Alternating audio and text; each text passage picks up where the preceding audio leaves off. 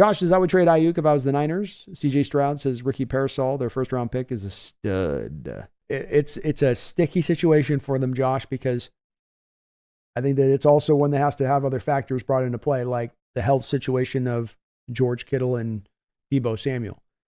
If I'm the Niners and I'm looking myself dead in the mirror, am I really feeling great about those guys and their health over the next year? If I'm in a Super Bowl window mode, especially if I'm looking at myself in the mirror thinking, Deebo Samuel, George Kittle, Ricky Parasol. Do I believe that they're going to be able to carry the load outside of what Christian McCaffrey gives me? And I know that they just signed Jawan Jennings, but come on. Jawan Jennings ain't scaring nobody. And this is, I think, the conundrum that the Niners find themselves in, Josh, is that they go, I don't like that. That's not now. No, I don't want to take that risk. That's a risky bet. And it is a risky bet, Josh, because this isn't a place where they don't look at their window right now being one that's 3, 4, 5 years open. You're looking at it as, man, we might have a couple of years left on this at most. So don't take some unnecessary risk in that way.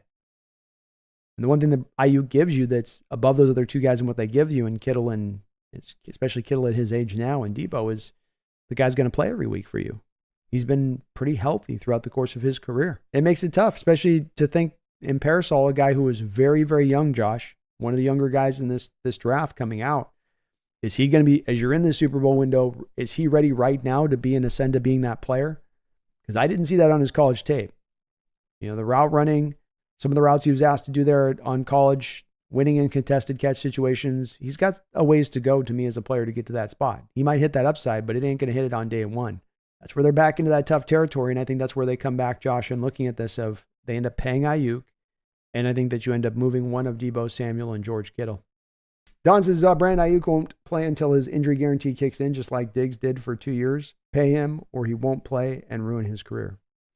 That's where I think they end up paying him, Don, and then making the trade. This Jawan Jennings contract extension to me is a bit of a canary in the coal mine that somebody's got to go, and it's not going to be Brandon Aiyuk.